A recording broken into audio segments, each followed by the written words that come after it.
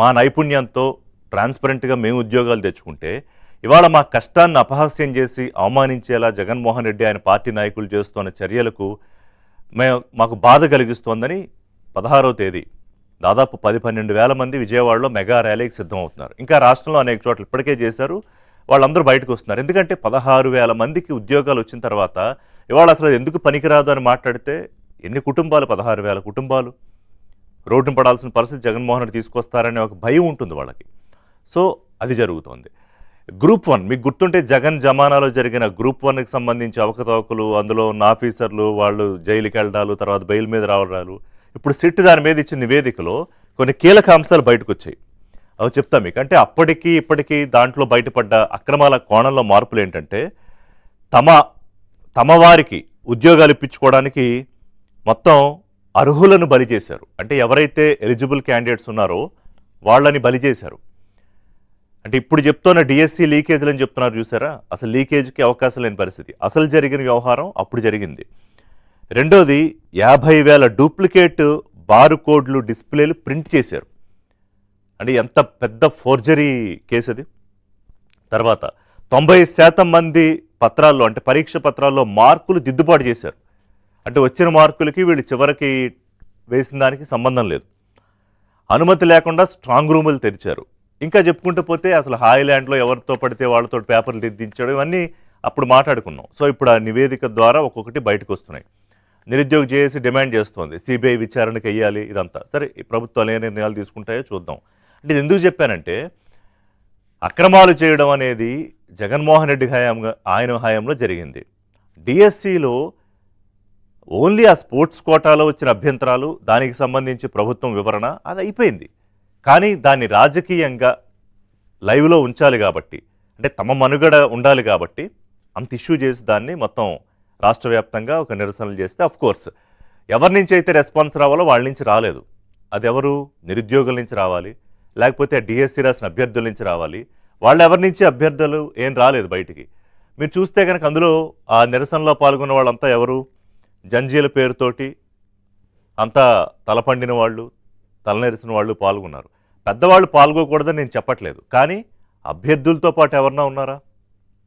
ఎవరు లేరు. సో దీనికి సంబంధించి ఇక జగన్మోహన్ రెడ్డి గారు నిన్న ఒక యాత్ర చేశారు. ఎవరన్నా పుణ్యం కోసం తీర్థయాత్రలు చేస్తారు, కానీ జగన్మోహన్ రెడ్డి గారు లేకపోతే ఆహ్లాదం కోసం ఏ వరల్డ్ ట్రిప్లో పర్యాటక ప్రదేశాలకు వెళ్తారు.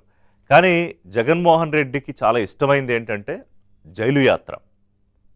జైత్రయాత్ర కాదు, జైలు యాత్ర.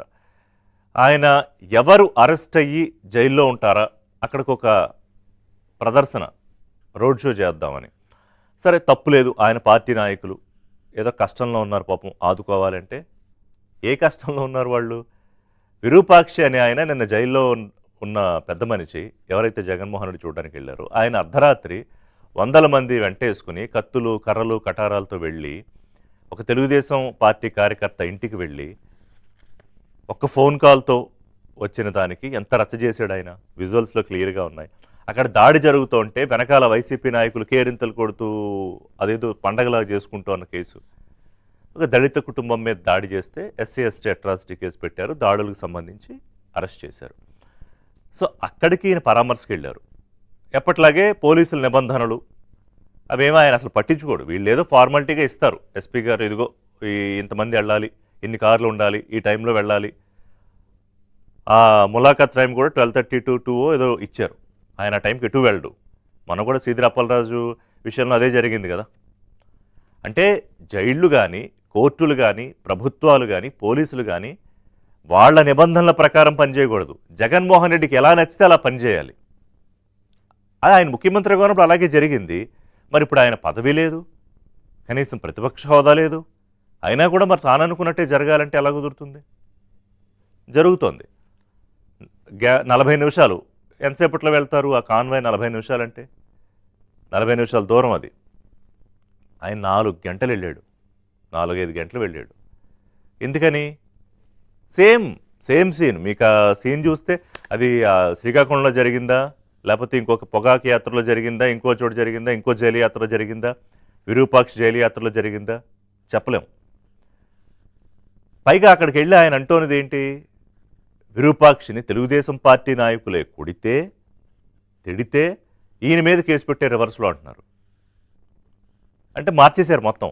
సీదిరి అప్పలరాజు విషయం ఆయన ఎలా మార్చేశాడో యాక్సిడెంట్ మొత్తం సీన్ని ఈయన కూడా అలా మార్చేశారు. సీదిరి అప్పలరాజు కుటుంబం మీద కక్షతో కూటమి జైల్లో పెట్టింది, విరూపాక్షి మీద కక్షతో కూటమి జైల్లో పెట్టింది. లిక్కర్ ట్రాన్స్పోర్ట్ గుర్తుందా? కారుమూరి నాగేశ్వరరావు మాజీ మంత్రి కొడుకు కారుమూరి సునీల్ ఆయన ఏమంటాడు? అంతా కలిపి లిక్కర్ ట్రాన్స్పోర్ట్లో 2-3 కోట్ల కన్నా రాదు, దానికే మీరు జైల్లో పెట్టేసి కేసులు పెడతారా? అలాగే చింతాడు రవికుమారు అతన్ని కూడా సపోర్ట్ చేస్తున్నారు జగన్మోహన్ రెడ్డి. ఏం చెప్పాలి? ఆయన ఏమంటారు తెలుసా? పోలీసులు అంతమంది ఉంటే పోలీసులను ఎవరన్నా చంపుదామని ప్రయత్నం చేస్తారా పట్టపగలు? ఆ మాత్రం దానికి మీరు కేసు పెట్టి జైల్లో పెడతారా? సో వీళ్ళందరూ బీసీ వర్గానికి సంబంధించిన వాళ్ళట. సో బీసీల మీద కూటమి ప్రభుత్వం కుట్ర చేసి కక్ష చేసి వీళ్ళందరినీ జైల్లో పెడుతోందని జగన్మోహన్ రెడ్డి గారు వాచ. ఏం చెప్పాలి? వాళ్ళు చేసిన క్రైమ్స్ అవన్నీ ఇన్సిడెంట్స్, దాన్ని వీడియో ఫుటేజెస్ అన్నీ ఉంటే ఒక మాజీ ముఖ్యమంత్రి మరి ఆయనే చెప్పుకుంటున్నాడు కదా. ఆయన నిన్న చాలా ఫీల్ అయ్యారు, నన్ను అవమానించారు, ఇది చంద్రబాబు నాయుడు శాడిజం కాదా అని. ఏంటంటే జనరల్గా పోలీసులు లోపలికి వెళ్ళాక ఫోటో తీసి పంపిస్తారు ములాఖాత్కి. నన్ను ఆ గ్రిల్స్ ఉంటాయి కదా బార్స్, అక్కడ బయట నిలబెట్టి ఫోటో తీశారు ఇలాగా, అంటే నేను జైల్లో ఉన్నట్టు ఉండాలని ఆ ఫోటో తీశారు అని ఆయన చెప్తారు. అది పైనుంచి ఆర్డర్లు వచ్చేట. అంటే చంద్రబాబు నాయుడు ఫోన్ చేసి ఓకే మీరు గ్రిల్స్ ముందు నిలబట్టి జగన్మోహన్ రెడ్డి ఫోటో తీసి నాకు పంపించండి అని చెప్పారా? ఏమన్నా ఉందా? అసలు నమ్మాలి కదా మీరు చెప్పిన దానికైనా. మళ్ళీ అక్కడ ఒక సానుభూతి రాజకీయం ఆయన.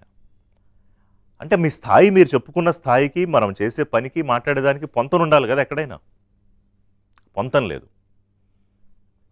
సో ఈ యాత్రలో ఇంక మామూలే. అదృష్టవశాత్తు ఎవరికి ఏం కాలేదు, ప్రమాదాలు జరగలేదు, ఎవరికి ప్రాణాపాయం లేదు, ఇప్పటిదాకా మనకు ఆ రిపోర్ట్స్ ఏం లేవు. కానీ యథావిధిగా పోలీసుల మీద తోసుకెళ్ళిపోవడాలు, రచ్చ చేయడము, ఆ నినాదాలు, రప్పారప్ప వ్యవహారాలు, సీఎం నినాదాలు, పోస్టర్లు ఇవన్నీ మామూలే. అది కాక జైలు దగ్గర విపరీతమైన అతి అక్కడ కార్యకర్తలు. అంటే అదొక అలవాటు, అదొక ప్రాక్టీస్గా మారిపోయింది అంతే. వాళ్ళు ఎంజాయ్ చేస్తున్నారు, ఆయన కూడా వాళ్ళని అదే ట్రాన్స్లో పెట్టి నడిపిస్తున్నారు. మనమేదో మనం మాట్లాడుకుంటూ వీళ్ళందరూ మన రాష్ట్రంలో పిల్లలే కదా, యువత కదా, వాళ్ళు ఎందుకు పాడు చేసుకుంటున్నారు. ఓ పక్కన అమరావతి, ఇప్పుడు నిన్న అభివృద్ధిలో మొదటి మెట్టులో భాగంగా సీడ్ యాక్సిస్ రోడ్డు, స్టీల్ బ్రిడ్జ్లు ఇవన్నీ ప్రారంభం అయ్యాయి. ఎమ్మెల్యేలు, ఎమ్మెల్సీల, ప్రజాప్రతినిధుల బిల్డింగ్లు, మిగతా పనులన్నీ అవుతున్నాయి. తర్వాత పోలవరానికి సంబంధించి వాళ్ళ సీఎం రివ్యూ చేస్తున్నారు, దానికి టార్గెట్ ఉంది. తర్వాత ఎన్నో అవకాశాలు వస్తున్నాయి రాష్ట్రానికి, దాన్ని మీరు అందిపుచ్చుకోండి అని యువతని పిలవడం కూడా అది వాళ్ళకేం అర్థం కావట్లా. వాళ్ళు ఒక ట్రాన్స్లో ఉన్నారంతే.